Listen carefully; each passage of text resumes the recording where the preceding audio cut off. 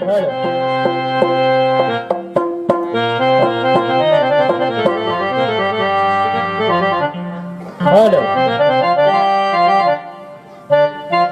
Hello.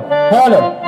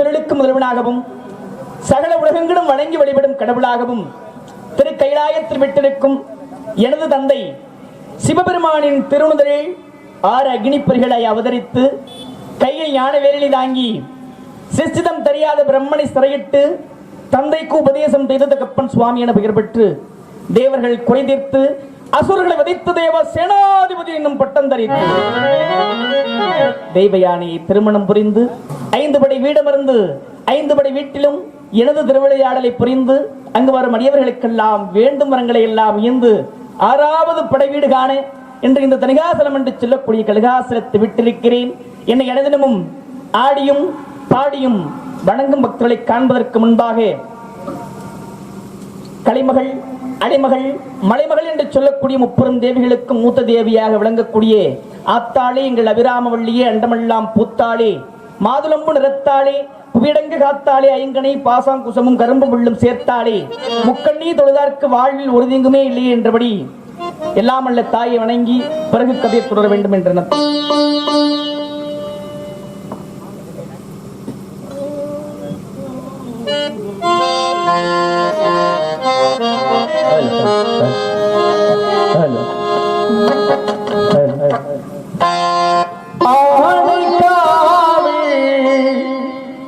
அருள் புரியும் Akita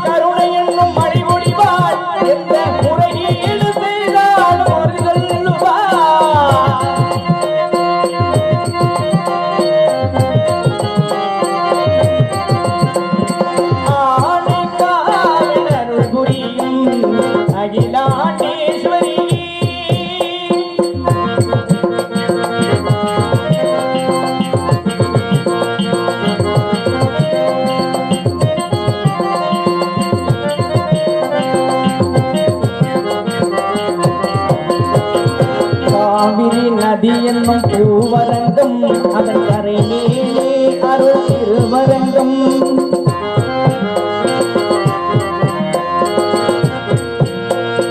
Kaveri நதி என்னும் பூவரங்கம் அதன் கரை மேலே அருள் திருவரங்கம் இரண்டிற்கும் நாயகமாய் அமைந்த தனம்